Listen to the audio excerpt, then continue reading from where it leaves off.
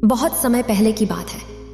किसी नगरी में महात्मा बुद्ध अपना उपदेश दे रहे थे और उपदेश खत्म होने के बाद महात्मा बुद्ध जब वहां से प्रस्थान करने लगे तो वहां पर उपस्थित एक व्यक्ति महात्मा बुद्ध से कहता है, हे बुद्ध, मेरा एक प्रश्न है, मैं आपसे कुछ जानना चाहता हूं, क्या आप मुझे इसका जवाब देंगे? तभी महात्मा बुद्ध कहते हैं, हाँ, क्यों नहीं। यदि आप महात्मा बुद्ध के विश्वासी हैं तो इन दिव्य उपदेशों को ध्यान से सुने, कुछ नया सीखने को मिलेगा। और इस वीडियो को पूरा अंत तक देखें, वरना बाद में बहुत पछताना पड़ेगा। यदि तुम्हारा प्रश्न उत्तम हुआ तो उसका जवाब भी मैं तुम्हें अवश्य दूंगा। इस पर वो व्यक्ति महात्मा बुद्ध से कहता है, हे बुद्ध, क्या ईश्वर हैं? इसका जवाब देते हुए महात्मा बुद्ध उस व्यक्ति से कहते हैं, भंते, यदि तुम्हें कोई काम का प्रश्न पूछना है तो उसे तुम अवश्य पूछ लो, उसका जवाब मैं तुम्हें अवश्य दूंगा। इसका जवाब देते हुए वह व्यक्ति महात्मा बुद्ध से कहता है, हे बुद्ध, क्या यह काम का प्रश्न नहीं है? क्या मुझे यह जानने का हक नहीं है कि ईश्वर है या नहीं? आप तो आत्मज्ञानी हैं, आपने तो बुद्धत्व को प्राप्त किया है, आपको यह भी पता होगा कि ईश्वर है या नहीं। तभी महात्मा बुद्ध उस व्यक्ति से कहते हैं, भंते, इस पूरे संसार में ईश्वर होने या न होने से संबंधित जो भी प्रश्न हैं वे सभी व्यर्थ हैं, बेकार हैं। तो फिर इसका जवाब जानकर तुम क्या करोगे? इतना कहकर महात्मा बुद्ध शांत हो गए और वह व्यक्ति भी चुपचाप खड़ा होकर महात्मा बुद्ध को देख रहा था। तभी महात्मा बुद्ध अपनी उस सभा को वहीं पर स्थगित करके अपने आश्रम की ओर लौट गए। लेकिन वह व्यक्ति किसी भी हालत में यह जानना चाहता था कि क्या ईश्वर हैं या नहीं। इसीलिए उसने तय किया कि वह अगले दिन ही फिर महात्मा बुद्ध के आश्रम जाएगा। और अगली सुबह तो महात्मा बुद्ध के आश्रम पहुंच गया और वहां पर जाकर उस व्यक्ति ने महात्मा बुद्ध से फिर वही प्रश्न किया। वह व्यक्ति महात्मा बुद्ध से कहता है कि बुद्ध, आपने मुझे कल मेरे प्रश्न का कोई उत्तर नहीं दिया और आप मुझसे बिना कुछ कहे वहां से आश्रम की ओर लौट आए। हे बुद्ध, आज भी मैं वहीं जाना चाहता हूं। आज भी मेरा प्रश्न वही है कि क्या ईश्वर हैं या नहीं।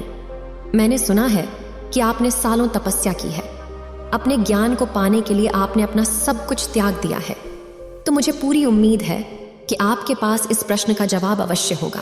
तो हे बुद्ध, कृपा करके मुझे मेरे प्रश्न का जवाब दें, मैं इस प्रश्न का जवाब जानना चाहता हूं।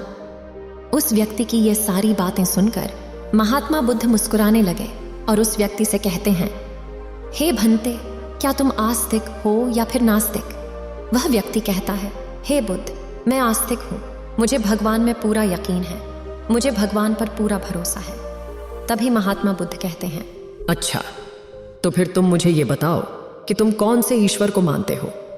इसका जवाब देते हुए वह व्यक्ति महात्मा बुद्ध से कहता है, हे बुद्ध, मैं अपने कुल देवता को मानता हूं, जिसकी पूजा मेरे दादा दादी, मेरे माता पिता और मेरी पीढ़ियां सदियों से करती चली आ रही हैं। मैं उन्हीं ईश्वर को मानता हूं, उन पर यकीन करता हूं।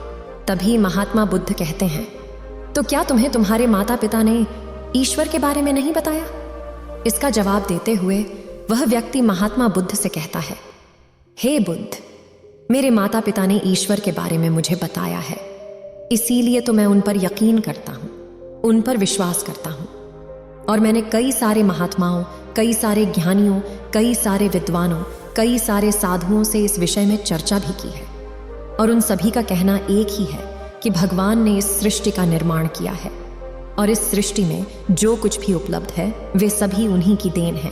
तभी महात्मा बुद्ध उस व्यक्ति से कहते हैं, भंते, तो क्या तुम्हें उन्होंने यह नहीं बताया कि वे कौन से ईश्वर को मानते हैं और क्या वे सभी लोग केवल एक ईश्वर को मानते हैं? इसका जवाब देते हुए वह व्यक्ति महात्मा बुद्ध से कहता है, हे बुद्ध, मैं जितने लोगों से भी मिला हूं सभी ने मुझे अलग अलग ईश्वर की व्याख्याएं दी हैं और वह उन्हें अपने ढंग से पूजते हैं, उनसे प्रार्थना करते हैं। इसीलिए मैं ईश्वर के बारे में और अत्यधिक जानना चाहता हूँ, उन्हें पहचानना चाहता हूँ। तभी महात्मा बुद्ध उस व्यक्ति से कहते हैं, भंते, क्या तुम्हें ईश्वर में पूर्ण विश्वास है और क्या तुम पूरी तरह से आस्तिक हो? इसका जवाब देते हुए वह व्यक्ति महात्मा बुद्ध से कहता है, हे बुद्ध, मुझे ईश्वर पर पूर्ण विश्वास है, इसलिए तो मैं उनकी पूजा करता हूँ, आराधना करता हूँ। तभी महात्मा बुद्ध उस व्यक्ति से कहते हैं, भंते, जब तुम्हें ईश्वर पर पूर्ण विश्वास है और जब तुम उसे पूरे दिल से मानते भी हो, उसकी पूजा करते हो, आराधना करते हो, तो फिर तुम मेरे पास क्या जानने आए हो? तभी व्यक्ति महात्मा बुद्ध से कहता है, हे बुद्ध, मैंने आज तक कई सारे विद्वानों, साधुओं, ज्ञानियों और महात्माओं से ईश्वर के बारे में चर्चा की है और उन सभी का कहना बस एक ही था कि ईश्वर हैं और उन्होंने ही यह सृष्टि बनाई है। उन सभी ने मुझे ईश्वर की महानताएं बताई है, ईश्वर के बारे में बताया है। लेकिन कल जब मैंने आपसे उस भरी सभा में यह प्रश्न किया कि ईश्वर हैं या नहीं, तब आपने उसके जवाब में मुझे कहा था कि यह प्रश्न व्यर्थ है। जिस कारण मैं आज आपके पास यहां पर आया हूं, क्योंकि हर कोई ईश्वर के गुण गाता है, ईश्वर की महानताएं बताता है, ईश्वर के द्वारा दी गई ज्ञान की बातें करता है। लेकिन जब मैं आपसे ईश्वर के बारे में पूछता हूं, तब आप कुछ नहीं कहते, चुपचाप वहां से चले आते हैं और आपको मेरा ये प्रश्न भी व्यर्थ लगता है। ऐसा क्यों? और यही कारण है कि मुझे आज आपके पास आना पड़ा और आज मैं यहां से इस प्रश्न का जवाब जानकर ही जाऊंगा। ये बात सुनकर महात्मा बुद्ध मुस्कुराए और उस व्यक्ति से कहते हैं, जिस प्रकार तुमने ये प्रश्न कई साधुओं, ज्ञानियों, महात्माओं और विद्वानों से किया होगा और जैसा कि उन्होंने तुम्हें ईश्वर की व्याख्या दी होगी, तुमने उसी तरह अपने मन में ईश्वर का निर्माण किया होगा। क्योंकि जो जवाब तुम्हें उन ज्ञानियों ने दिए हैं, ठीक उसी प्रकार तुम उस ईश्वर को जानते हो, उसके बारे में समझते हो। इसलिए ठीक उसी प्रकार तुमने अपने मन में ईश्वर का निर्माण किया है और उस पर अपनी आस्था जतानी शुरू कर दी, उन्हें मानना शुरू कर दिया, उन पर विश्वास करना शुरू कर दिया और इन्हीं ईश्वरों के लिए तुम एक दूसरे की जान लेने से भी पीछे नहीं हटते। और उसके बाद भी मन में कहीं ना कहीं यह जिज्ञासा भी रहती है कि जिसके कारण यह प्रश्न खड़ा हुआ है, क्या वह सच है या नहीं। और हम लगातार इसी प्रश्न का जवाब जानने में अपना पूरा जीवन इसी तरह से निकाल देते हैं, बिता देते हैं। लेकिन हमें इस प्रश्न का जवाब कभी नहीं मिलता और दूसरी तरफ हम अपने आप को आस्तिक भी कहते हैं, ताकि हमारे मन में जो डर है कि यदि हमने अपने आप को आस्तिक नहीं कहा तो हो सकता है कि हमारा ईश्वर, हमारा भगवान हमसे नाराज हो जाए, हमसे रुष्ट हो जाए। और यदि ऐसा हुआ तो हमारे जीवन में भूचाल आ जाएगा, हमारे जीवन में दुख और तकलीफों का पहाड़ टूट पड़ेगा और हमारा पूरा जीवन अस्त व्यस्त हो जाएगा। इसी प्रकार तुम भी आज मेरे पास ये प्रश्न लेकर आए हो, क्योंकि तुम्हारे मन में भी यह संदेह है कि ईश्वर है या नहीं, और इस संदेह को तुम अपने मन से निकालना चाहते हो, खत्म कर देना चाहते हो।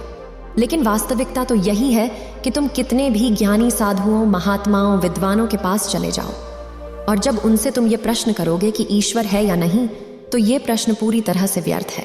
इसका उत्तर भी पूरी तरह से व्यर्थ है, जब तक कि तुम खुद इस बात को ना जान लो कि ईश्वर हैं या नहीं।